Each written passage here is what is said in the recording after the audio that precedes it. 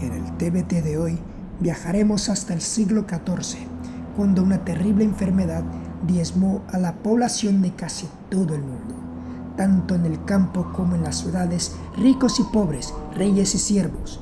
Esta pandemia mató a más gente que la Primera o Segunda Guerra Mundial. Tal fue la crisis que se suele decir que este fue el mayor desastre de todos los tiempos. Este hecho cambió el curso de la historia y hoy veremos cómo fue y qué similitudes encontramos con la pandemia de esa época y la de nuestros días. El tema de hoy, la peste negra y nosotros.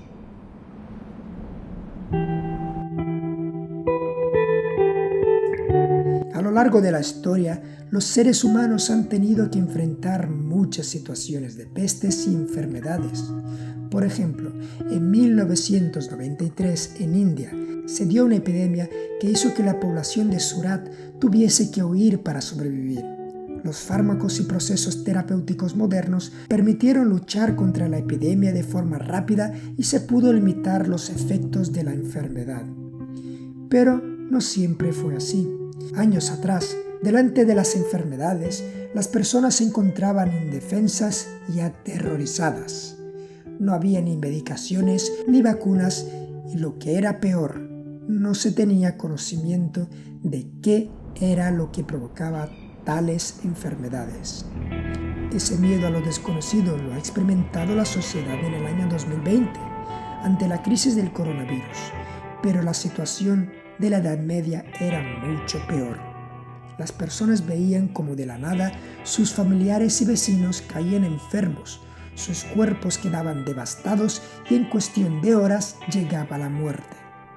Todo esto era algo que no podían explicar. El brote de la peste negra coincidió con un periodo en que los mares pasaban a ser las grandes autopistas que transportaban personas y mercancías de un lado al otro, ligando a los diferentes rincones del planeta como nunca antes. Fueron esos barcos que sirvieron de medios para transportar a las ratas que traían con ellas las pulgas portadoras de la muerte. El origen de esa enfermedad es aún hoy motivo de debate. Unos hablan de China y otros de Rusia, pero lo cierto es que en Europa la puerta de acceso fue Italia. Ya años antes se hablaba en Europa de una terrible enfermedad que asolaba a los países lejanos, pero para ellos las historias solo se hicieron realidad cuando unos barcos mercantes italianos que hacían la ruta caravanera creada por el mongol Gengis Khan entre China y Crimea finalmente llegaron al puerto de Sicilia llevando consigo las ratas que traían las pulgas portadoras de la Yersinia pestis, bacteria que causaba la peste bubónica. Los barcos que transportaban la enfermedad a menudo perdían hasta un 80% de su tripulación, dejando aún a suficientes personas vivas para continuar diseminando la enfermedad. Los primeros síntomas eran comunes a otras enfermedades no tan preocupantes, como tos, fiebre, dolores, pero pronto aparecían bulbones negros en las ingles, cuellos, brazos y piernas, sangrado en la nariz y gangrena. Cuando se rompían los bulbones, se desprendía un líquido con un olor insoportable. En muchos casos, los enfermos pasaban de no mostrar ningún síntoma a morir en tan solo 14 horas. La enfermedad no se quedó solo en Europa. A partir de Alejandría, la epidemia encontró también unas rutas comerciales que permitió que la peste negra viajara por todo el norte de África hacia Egipto y de allí hacia el Oriente Medio. Una enfermedad tan contagiosa que solo el invierno con el frío de algunos meses del año parecía frenarla. En Europa, entre los años 1346 y 1353, la propagación se dio de Italia a España, Francia y finalmente al resto del continente. Ningún país europeo se libró del ataque, a excepción de Islandia. En ese continente, la enfermedad se juntó a otras diferentes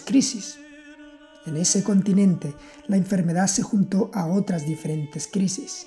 No solo la guerra de los 100 años, sino también una sociedad sobrepoblada que convivía con la hambruna, lo que fue aún peor.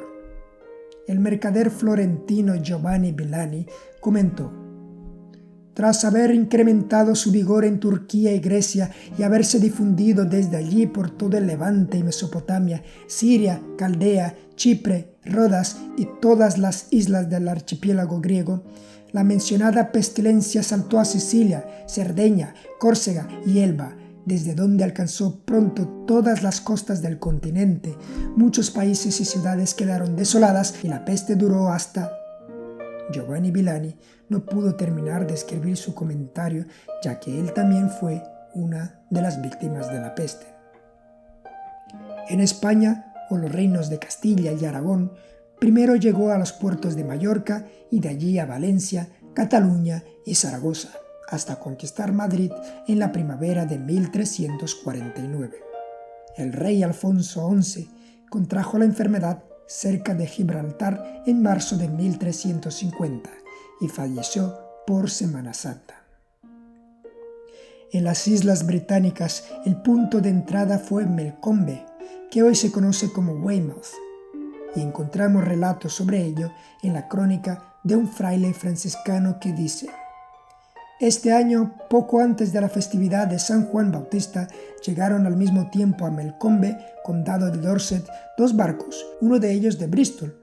Uno de los marineros había traído consigo rasguña, las semillas de la terrible pestilencia, y a través de él las primeras personas infectadas de Inglaterra fueron los habitantes de Melcombe.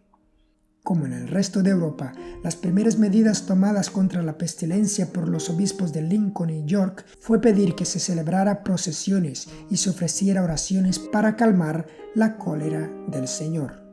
No funcionó, pues ellos no sabían que la manera de parar la peste era con aislamiento y no con agrupación en procesiones.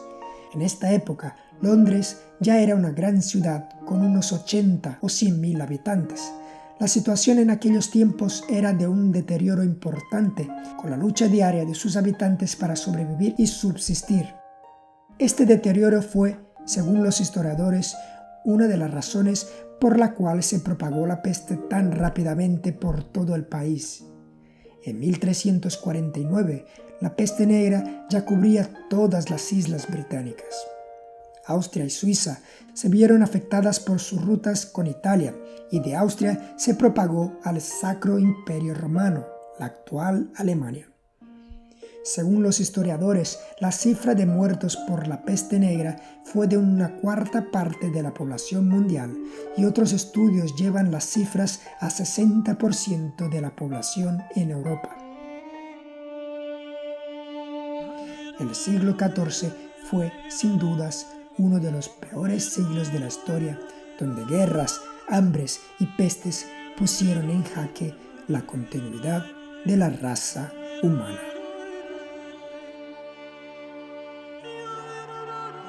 Te damos la bienvenida a este podcast. Somos Carol y Lucas y aquí juntos conoceremos a los grandes personajes y hechos que cambiaron la historia.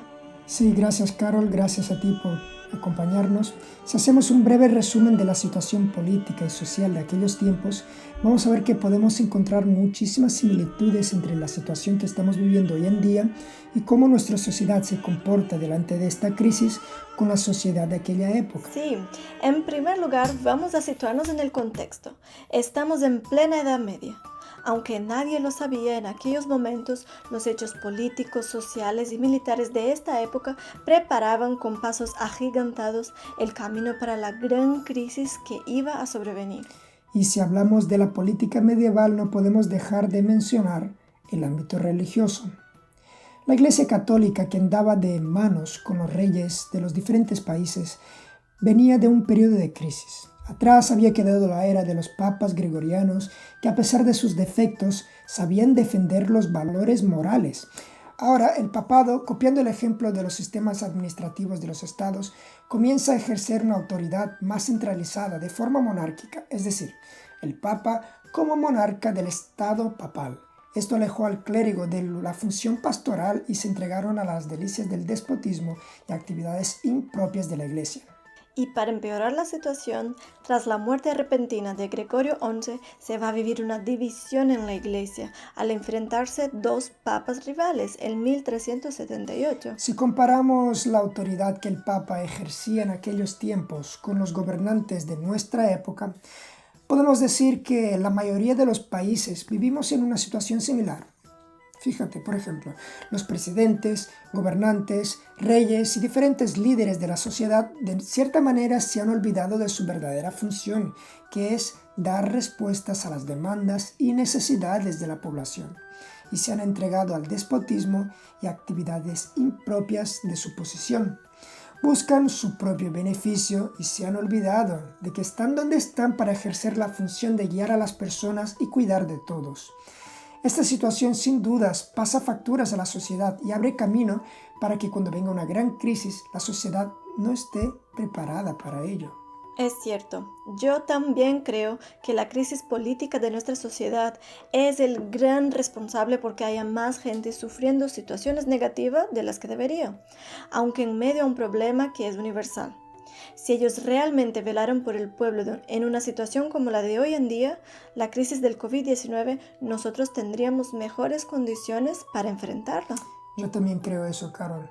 Al igual que ocurre hoy en día, para los fieles de la Edad Media, en su vida cotidiana, esos conflictos de palacios parecía algo muy lejano, ya que el único contacto que los campesinos tenían con los líderes, que sin que ellos lo supieran definían sus vidas, era en las parroquias locales.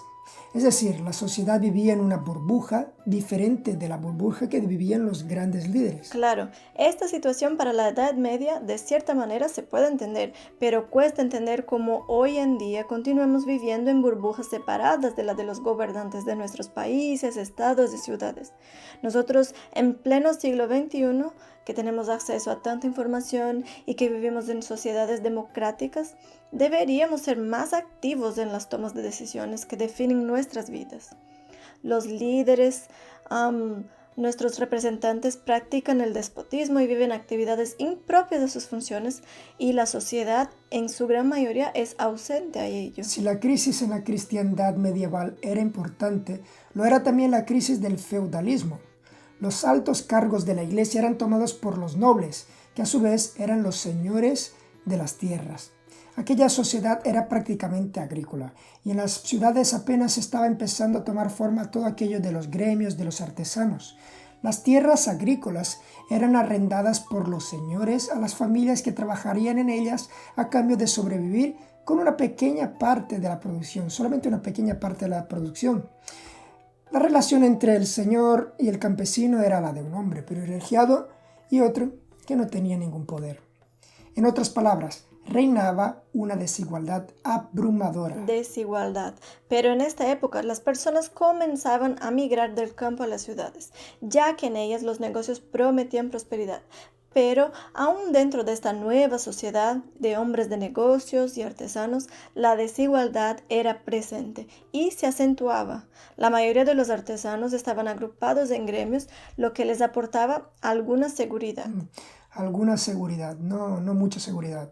Pero en las ciudades encontramos que ¿quiénes son los señores? Son los comerciantes, son los maestros de los gremios y por supuesto los nobles. Para esta parte de la población, los demás eran simplemente aquellos que estaban a su servicio. Estos últimos eran en su mayoría quienes vivían en pobreza y solían ser los marginados. Y supongo que ya sabemos lo que conlleva la pobreza. Las personas vivían en entornos donde imperaba la suciedad, que es uno de los principales focos de las epidemias. La peste bubónica, por ejemplo, normalmente conquistaba los suburbios y se extendía de las partes pobres a las partes ricas de la ciudad. Y si analizamos la historia, parece que la vida del ser humano es un verdadero ciclo. Nuestro orgullo, nuestro egocentrismo nos lleva a vivir las mismas situaciones sin importar los tiempos en que vivimos. La pandemia del año 2020 enfrenta prácticamente los mismos contextos que la peste negra enfrentó, una sociedad donde impera la desigualdad.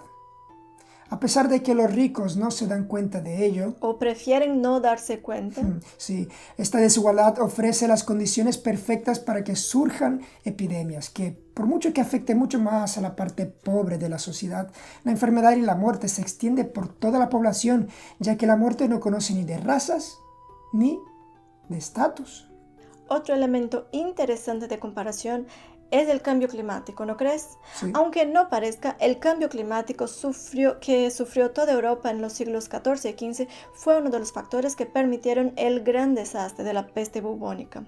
Hoy en día se sabe que el clima característico de esta época, con una gran irregularidad en las estaciones, era gracias a los efectos del cambio climático.